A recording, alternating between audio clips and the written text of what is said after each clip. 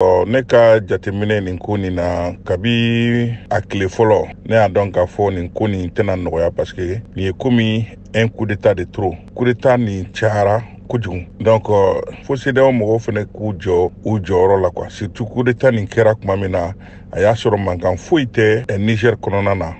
A tɛ komi Mali ou bien Burkina ta kɛra cogo min peuple wulila ka wuli k'u jɔ pendant 3 mois 4 mois u bɛ mankan ci la.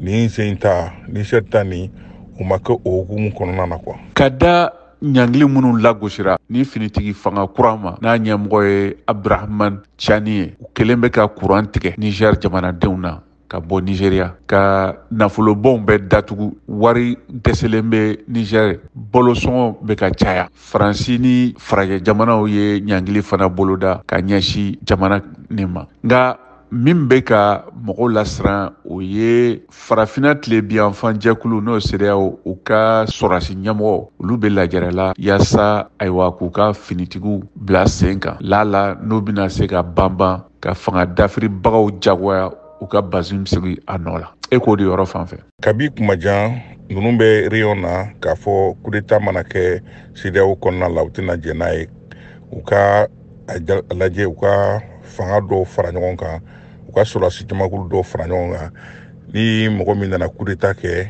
n'a ma sɔn k'a bila u ka jɛ a la ka a ta k'a labɔ i jagoya la.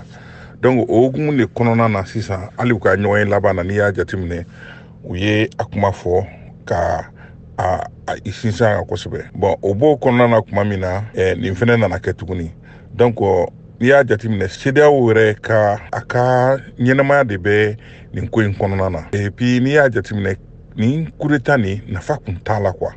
A kun tɛ k'a fɔ k'ale bɔra place la dɔrɔn donc ale bɛ tɛ jɛ n'o ye a bɛ coup d'état kɛ. Donc n'i y'a jateminɛ kun tɛ coup d'état in na. Bon n'i y'a jateminɛ k'a ye Niger fɛnɛ ye fantan jamana de ye. Donc jamana min don a gulonnen don jamana caman de la. I yɛrɛ ye déjà Niger ka courant n'i y'a kɛmɛ sara lajɛ a 70 o de bɛ bɔ Nigeria. Donc Nigeria y'o tigɛ. Bon wari minnu fɛnɛ bɛ d'u ma san laban kɔnɔna la ni san bɛ ka se a laban yɔrɔ ma Niger bɛ balo ni dɛmɛw de ye. Bon o dɛmɛ ninnu fɛnɛ u y'a bɛɛ tigɛ.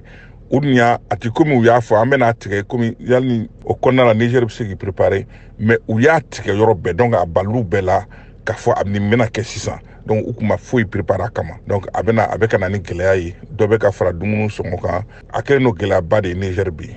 Mali, Burkina, Guinée olu bɛ laseli kɛ k'a yira k'a fɔ kɛrɛnkɛrɛnna Burkina ni Mali ko ni fɛn fɛn min sera Niger ma o ye dankari ye Mali ni Burkina fana kan e k'o de yɔrɔ fanfɛla nin na. Bon n'i y'o yɔrɔ jateminɛ Mali ni Burkina ka nin déclaration in tɛ dɔwɛrɛ ye olu bɛ k'u yɛrɛ de makana parce que olu b'a dɔn k'a fɔ ne nin ko in ɲana turu bɛna se olu ma quoi.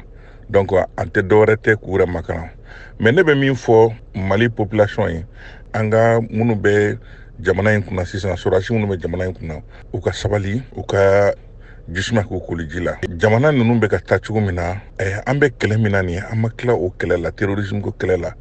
Donc u kana taa dɔwɛrɛ fara kɛlɛ ninnu kan u k'u sen bɔ nin ko in na u k'u ka élection organiser dɔrɔn u ka fanga nin bila ka taa. Ne bɛ se ka ladilikan min f'u ye o y'o ye u ka élection organiser u ka fanga nin bila ka taa parce que malidenw sɛgɛnna kojugu.